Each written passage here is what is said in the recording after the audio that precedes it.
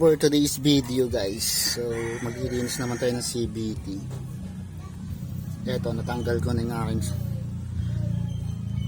crankcase cover. Yan. Sobrang dumi yan. Nakaligat ko na. Eto, yung bearing natin, goods pa ito. Tapos ito, sobrang dumi na, maligabok na. Lilinisin lang na naman natin to. Tapos check na rin natin to. Itong torque drive kung may grasa pa. So guys, malinis na to. Babalik na natin to. Ito pwede pa naman to yan. Nalinis na rin natin to. Ibalik lang natin dito.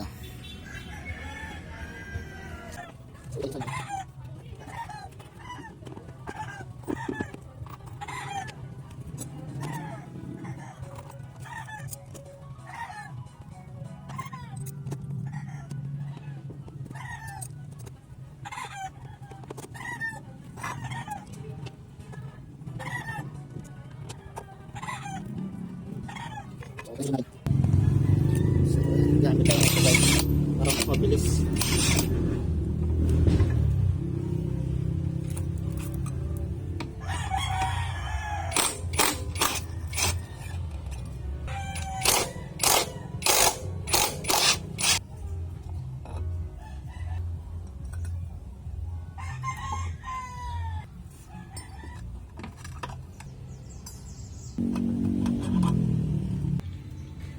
Natin yung ating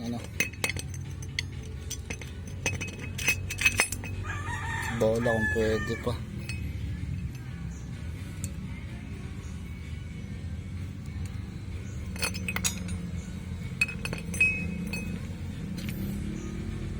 Check natin yung bola natin kung may ganito.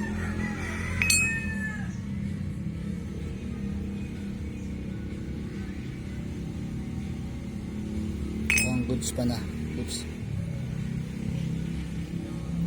Okay, maganda pa bola natin. Okay, maganda pa. Okay, goods pa rin to isa. All goods. So ito guys, no. Dami ng alikabok oh. Tapos to babaklasin natin, linisin natin yung loob. Lagyan natin ng grasa.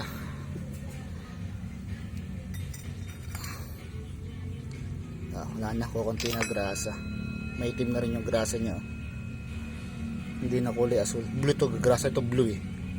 Pero dito kulay gray na. Papalitan natin ng bago yan.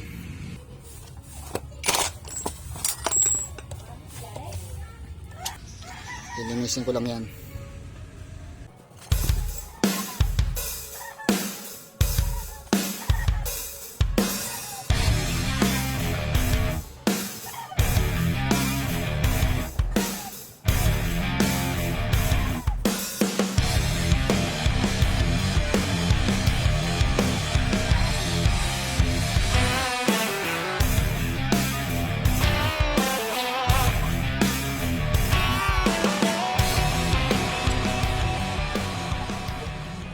Ito guys, hindi na gamit ng grasa. High temp grease. Para sa mga init na piyesa.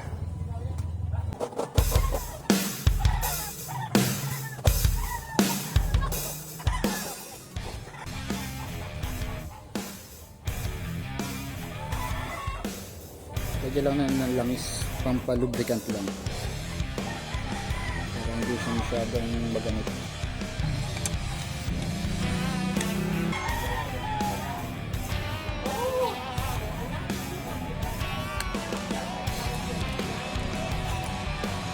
Itong clutch lining guys, tapos ito clutch spring. Ayan natin dito.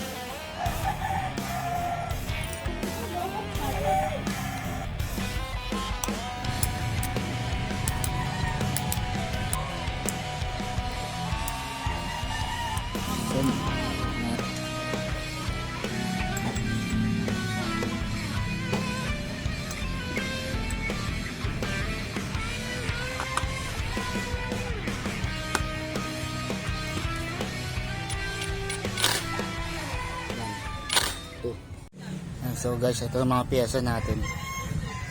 Babalikan natin to. Yan. Babalik na natin yan.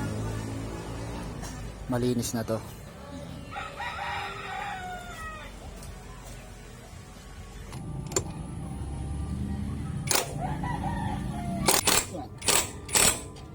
Start natin.